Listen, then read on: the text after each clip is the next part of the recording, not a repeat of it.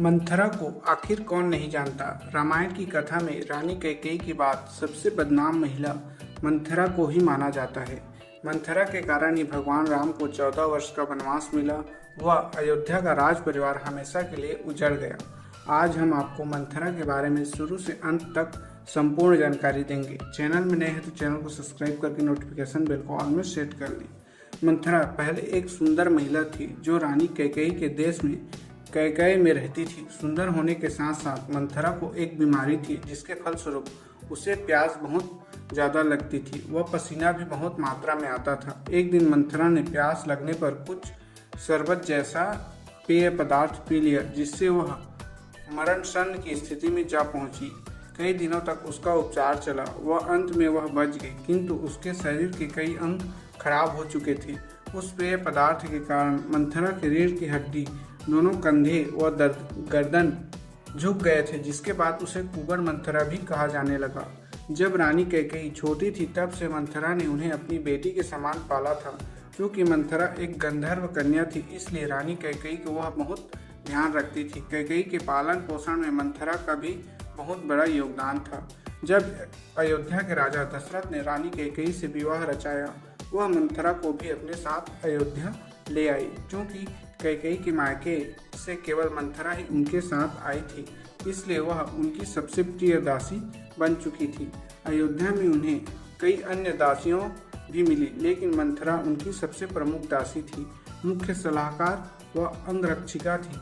अयोध्या के राज परिवार व कैकेयी के जीवन में मंथरा का सीधा हस्तक्षेप होता था। राजा दशरथ की 3 रानियां थीं, जिसमें रानी कैकेयी दूसरे नंबर पर आती है। सबसे बड़ी रानी कौशल्या थी, वह सबसे छोटी सुभद्रा, किंतु राजा दशरथ को रानी कैकेयी सबसे प्रिय थी। रानी कैकेयी तीनों रानियों में से सुंदर भी थी और साथ ही युद्ध कला में निपुण थी। एक बार जब राजा दशरथ के देवासुर संग्राम में बुरी तरह घायल हो गए, तब रानी कैकेयी ने उनका जीवन रक्षा की, जिसके फलस्वरूप उन्हें 2 वर मिले थे। राजा दरबार में रानी कैकेयी का सबसे ज़्यादा प्रभाव होने के कारण उनकी दासी का भी अन्य सभी दासियों में सबसे ज़्यादा प्रभाव रहता था। रानी कौशल्या और सुभद्रा की मुख्य दासियां व अयोध्या के अन्य सभी लोग में मंथरा का सबसे ज़्यादा प्रभाव था।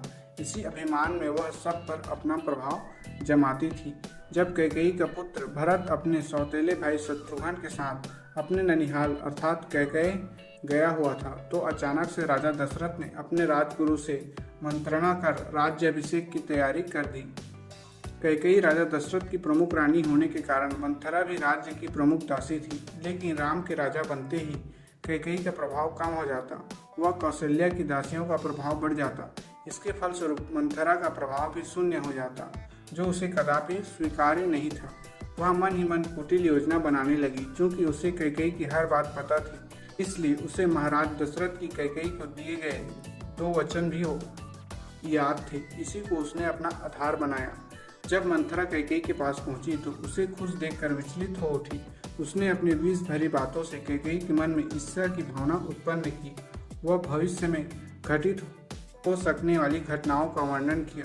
हालांकि रानी कैकेयी अन्य रानियों पर अपना प्रभाव जमाती थी, लेकिन उसे राम से भी अपने पुत्र भरत जितना ही प्रेम था। वह उससे कभी भरत के छोटे होने के कारण उसके राज्याभिषेक के बारे में सोचा भी नहीं था, किंतु मंथरा ने कैकेयी के कान भरने चालू कर दिए।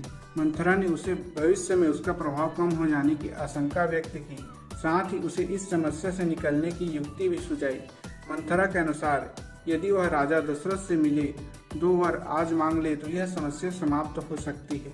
वह 2 वर थे, राम को 14 वर्ष का वनवास व भरत को अयोध्या का राज नियुक्त करना। रानी कैकेयी को मंथरा की यह युक्ति पसंद आई व उन्होंने ऐसा ही किया। मंथरा के कहने पर रानी कैकेयी ने योजना अनुसार राजा दशरथ से 2 वचन मांग लिए। इसके फलस्वरूप भगवान श्री राम को अयोध्या का राजा बनने का निर्णय वापस ले लिया गया व उन्हें 14 वर्ष का वनवास मिला। राम के साथ उनकी पत्नी सीता व भाई लक्ष्मण भी वन चले गए। दूसरी ओर भरत को अयोध्या का राज नियुक्त कर दिया गया। उनके आने की प्रतीक्षा होने लगी। राजा दशरथ अपने प्रिय पुत्र राम के वन पे जाने से अत्यंत दुखी थे। वह इसी दुख में उन्होंने अपने प्राण त्याग दिए। दशरथ की मृत्यु के तुरंत बाद कैकेयी ने भरत को बुलवाया भेजा। जब भरत व शत्रुघ्न वापस आए तब उन्होंने अपने पिता की मृत्यु, भगवान राम के वनवास व स्वयं के राज्याभिषेक के बारे में पता चला।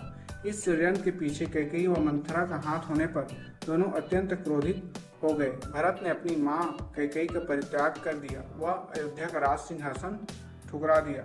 शत्रुघ्न भरी सभा में मंथरा को बालों से घसीट कर लेकर आई व उसको प्राणदंड देने की बात करने लगे। शत्रुघ्न को स्त्री हत्या करता देख भरत ने उन्हें रोका व समझाया कि धर्म के अनुसार स्त्री हत्या करना पाप है। साथ ही उन्हें अपने भाई राम के क्रोध का भी डर था कि कहीं उनके द्वारा स्त्री हत्या किए जाने पर भगवान श्री राम उन्हें स्वयं उनका त्याग न कर दें। इसीलिए मंथरा को 14 वर्ष तक एक अंधेरे कमरे में बंद रखा गया।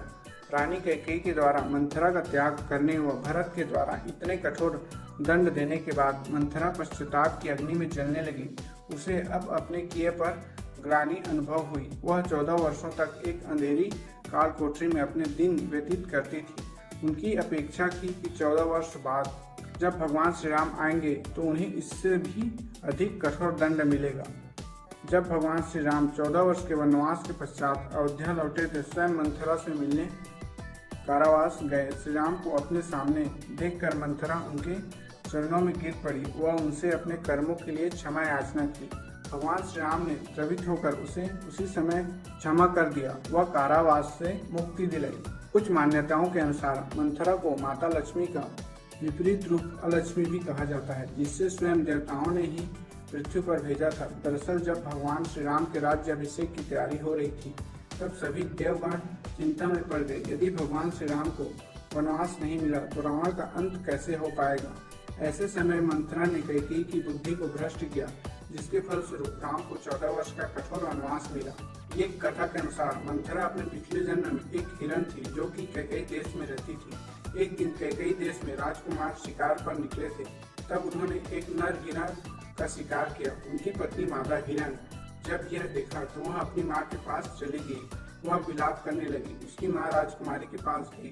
वह उसने कहा कि जो कार्य तुमने किया है वह अच्छा नहीं। किसी माता स्त्री के स्वभाव को जाना तुम्हें शोभा नहीं देता। इसलिए मैं तुम्हें श्राप देती हूँ कि एक दिन तुम्हारे दामाद की मृत्यु व बेटी दुख का कारण बनेगी। अगले जन्म में वही हिरण ने मंथरा का रूप लिया।